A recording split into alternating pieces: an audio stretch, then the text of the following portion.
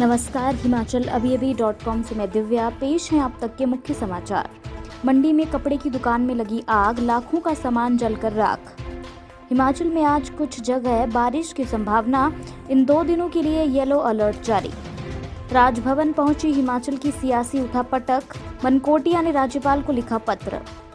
सरकार ने बीजेपी के पूर्व प्रदेशाध्यक्ष सतपाल सत्ती को दिया कैबिनेट रैंक। कोरोना संकट ने नामी पहलवान को बना डाला कुली, मंडी में रोजी कमा रहा कांगड़ा का देशराज। बीपीएल अंत्योदय श्रेणी में शामिल हो गए असिस्टेंट प्रोफेसर, मेडिकल अफसर समेत 125 सरकारी अफसर। सुशांत मामले में सीबीआई की पूछताछ जारी, डीआरडीओ गेस्ट हाउस पहुंचे सिद्धार्थ पिठानी। बस 73 दिन बाद बाजार में आ जाएगी कोरोना वैक्सीन, सरकार मुफ्त में लोगों को लगवाएगी टीका। रूस ने तैयार की दूसरी कोरोना वैक्सीन, कोई साइड इफेक्ट नहीं। आईआईपीएम के निदेशक अरिंदम चौधरी गिरफ्तार, टैक्स में गड़बड़ी का आरोप। अब समाचार विस्तार से। आपके स्वास्थ्य का प्रहरी श्री बालाजी हॉस्पिटल, कांगड़ा, हिमाचल। मंडी शहर के चौहाटा बाजार के साथ लगती चंद्रलोक गली में एक कपड़े की दुकान में आग जाने की घटना होने से लाखों का नुकसान हो गया। घटना तड़के करीब 3 बजे की बताई जा रही है। चंद्रलोक गली में कपड़ों की दुकान चलाने वाले विराज जसवाल ने बताया कि उन्हें उनके पड़ोसियों का फोन आया कि उनकी दुकान से धुआं निकल रहा है। थोड़ी देर बाद जब वे दुकान पर पहुंचे और शटर खोला तो दुकान में आग लग चुकी थी। तुरंत इसकी सूचना फायर ब्रिगेड को दी गई। ब्रिगेड की टीम ने मौके पर पहुंचकर आग पर काबू पाने का प्रयास किया, लेकिन दुकान में कपड़ा होने की वजह से आग बुझाना आसान नहीं था।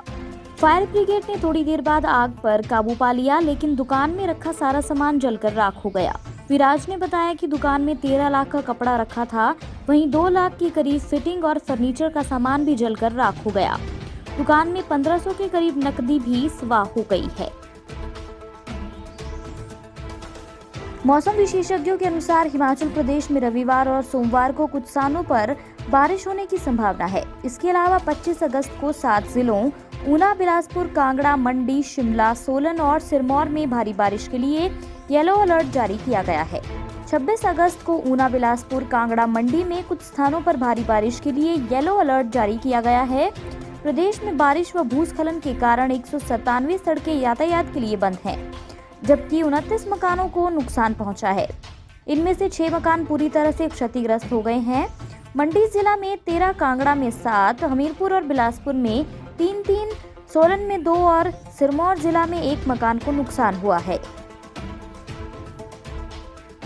हिमाचल सरकार के कैबिनेट मंत्री के खिलाफ चल रही विजिलेंस जांच के बीच सियासी उठापटक अब राजभवन तक पहुंच गई है। पूर्व कांग्रेस नेता मेजर विजय सिंह मनकोटिया ने राज्यपाल बंडारू दत्तात्रेय को शिकायती पत्र लिखकर मामले में जांच करने की मांग कर दी है। शुक्रवार को राज्यपाल बंडारू दत्तात्रेय और सीएम जयराम ठाकुर के बीच हुई मुलाकात के बाद अब राजभवन को शिकायत मिलने से मंत्री की मुश्किलें और बढ़ना तय हो गया है। दरअसल मनकोटिया की तरफ से भेजी गई शिकायत में मंत्री के खिलाफ भ्रष्टाचार से जुड़े कई संगीन आरोप लगाए गए हैं। कहा गया है कि मंत्री ने अपने करीबी रिश्तेदारों के नाम पर करोड़ों की जमीन खरीदी, साथ ही अपने करीबियों को डमी के तौर पर आगे कर उनके नाम पर भी बेनामी सौदे किए हैं। मनकोटिया ने राज्यपाल से मांग की है कि वे इस मामले में दखल देते हुए कार्रवाई करें। सरकार ने बीजेपी के पूर्व प्रदेशाध्यक्ष सतपाल सत्ती को राज्य वित्त आयोग का अध्यक्ष नियुक्त किया है। उन्हें कैबिनेट मंत्री का दर्जा दिया गया है।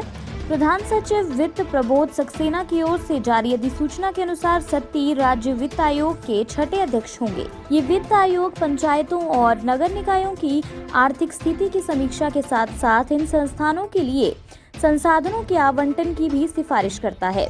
सतपाल सत्ती स्थानीय निकायों की वित्तीय स्थिति का आकलन करेंगे।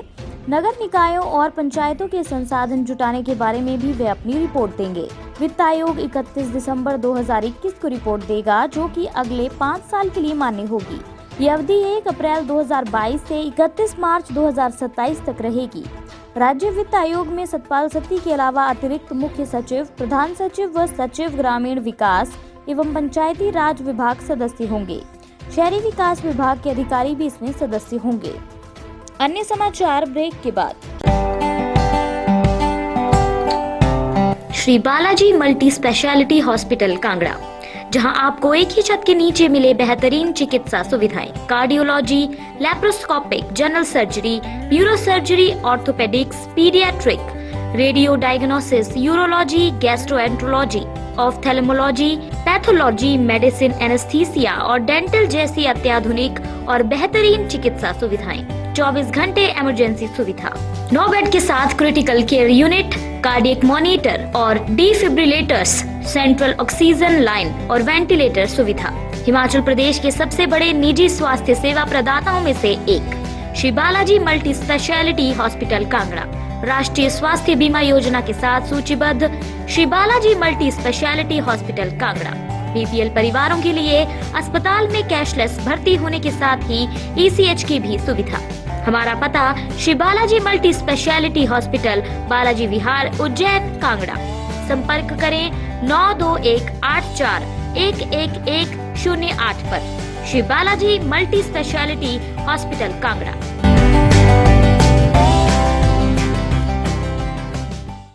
वैश्विक महामारी कोरोना ने कई लोगों से रोजगार छीन लिया है। इसी कड़ी में कांगड़ा के पहलवान गोलू पहलवान उर्फ देशराज का नाम भी जुड़ा है। लाखों कमाने वाला ये पहलवान अब अपना और अपने परिवार का पेट पालने के लिए मंडी में कूली का काम कर रहा है। कांगड़ा जिला का ये नामी पहलवान बीते 2 महीनों से मंडी में कूली का काम कर रहा है। उत्तर भारत की कोई भी ऐसी बड़ी प्रतियोगिता नहीं है जिसमें गोलू पहलवान ने अपना दमखम न दिखाया हो, लेकिन कोरोना के कारण गोलू पहलवान की पहलवानी भी लॉक हो गई है। जो कुछ जमा पूंजी थी उससे गोलू ने लॉकडाउन के दौरान अपना और अपने परिवार का पालन पोषण किया, लेकिन जब जमा पूंजी खत्म हो गई तो मजबूरी में एक पहलवान को कूली का काम करना पड़ा। गोलू पहलवान ने बताया कि काफी भटकने के बाद भी उसे अपने क्षेत्र में कहीं काम नहीं मिला तो वे कूली का काम करने मंडी आ गया। मोटी तनख्वाह पाने वाले हिमाचल के 125 सरकारी अफसर फर्जीवाड़ा कर गरीबों की सबसे निचली श्रेणी बीपीएल और अंत्योदय में शामिल हो गए हैं। ये अधिकारी सालों से डिपो में मिलने वाले गरीब लोगों के सस्ते राशन को डकार रहे हैं। खाद्य नागरिक आपूर्ति एवं उपभोक्ता मामले विभाग की रिपोर्ट में ये खुलासा हुआ है। विभाग ने इन दिनों सरकारी करदाताओं को डिपो में मिलने वाले सस्ते राशन के कोटे से बाहर निकलने की प्रक्रिया चल रही है।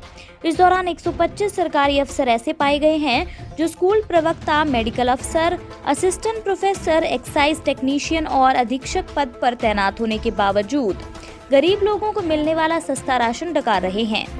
बता दें कि मुख्यमंत्री खुद विधायकों, मंत्रियों, अफसरों से राशन सब्सिडी छोड़ने की अपील कर चुके हैं। बॉलीवुड अभिनेता सुशांत सिंह राजपूत की मौत के मामले को लेकर सीबीआई की पूछताछ जारी है। रविवार को मुंबई में जांच का तीसरा दिन है। सीबीआई सुशांत की मौत से जुड़े कुछ और लोगों से पूछताछ कर सकती है। शनिवार को सीबीआई टीम सुशांत के बांद्रा के डुप्लेक्स फ्लैट पर पहुंची और वहां लगभग 6 घंटे छानबीन की। रविवार को सुशांत के दोस्त सिद्धार्थ पिठानी पूछताछ के लिए डीआरडीओ गेस्ट हाउस पहुंचे हैं, जहां अभिनेता की मौत के मामले की जांच कर रही सीबीआई टीम ठहरी हुई है। सुशांत के घर पर रसोई का काम करने वाले नीरज सिंह डीआरडीओ के गेस्ट हाउस पहुंच गए हैं। यहां सीबीआई उनसे लगातार दूसरे दिन पूछताछ कर रही है। भारत की पहली कोविड वैक्सीन को सीरम इंस्टीट्यूट तैयार कर रहा है और ये 73 दिनों में बाजार में आ जाएगी। इस वैक्सीन को कोविशील्ड नाम दिया गया है। वहीं भारतीयों को राष्ट्रीय टीकाकरण कार्यक्रम NIP के तहत इस वैक्सीन को मुफ्त में लगाया जाएगा, जैसा कि कार्यक्रम के तहत अन्य सभी वैक्सीन के साथ होता है। एक रिपोर्ट के मुताबिक सीरम इंस्टीट्यूट ऑफ इंडिया के वरिष्ठ अधिकारी ने कहा, सरकार ने हमें विशेष विनिर्माण प्राथमिकता लाइसेंस और 58 दिनों में परीक्षण पूरा करने के लिए परीक्षण प्रोटोकॉल प्रक्रियाओं में सहायता की। उन्होंने कहा कि इस तरह पहली खुराक आज से अंतिम चरण में 3rd फेज हो रही है। दूसरी खुराक 29 दिनों के बाद होगी। अंतिम परीक्षण डाटा दूसरे खुराक के 15 दिनों बाद सामने आ जाएगा। उस समय तक हम कोविशील्ड का व्यवसायीकरण करने की योजना बना रहे हैं। रूस का कहना है कि उसने कोरोना वायरस की एक नई वैक्सीन तैयार कर ली है। इससे पहले 11 अगस्त को रूस के राष्ट्रपति व्लादिमीर पुतिन ने कहा था कि रूस ने कोरोना वायरस की सफल वैक्सीन तैयार कर ली है। ऐसा करने वाला रूस पहला देश बन गया था। रूस ने पहली कोरोना वैक्सीन के उपयोग की इजाजत भी दे दी थी। अब रूस ने दूसरी वैक्सीन तैयार करने का दावा किया है। रिपोर्ट के मुताबिक रूस का कहना है कि पहली वैक्सीन के जो साइड इफेक्ट सामने आए थे वे नई वैक्सीन लगाने पर नहीं होंगे। रूस ने पहली वैक्सीन का नाम स्पुतनिक 5 रखा था। दूसरी वैक्सीन को एपीवैक कोरोना का नाम दिया गया है।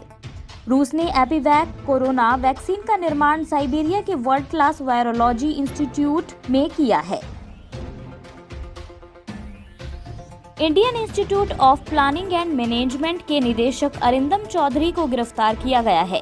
सीजीएसटी साउथ दिल्ली कमिश्नरेट ने 21 अगस्त को वित्त अधिनियम की धारा 89 के तहत अरिंदम चौधरी को गिरफ्तार किया था। टैक्स में गड़बड़ी के आरोपों के चलते चौधरी की गिरफ्तारी की गई है। अरिंदम चौधरी पर टैक्स में गड़बड़ी के आरोप लगे हुए हैं।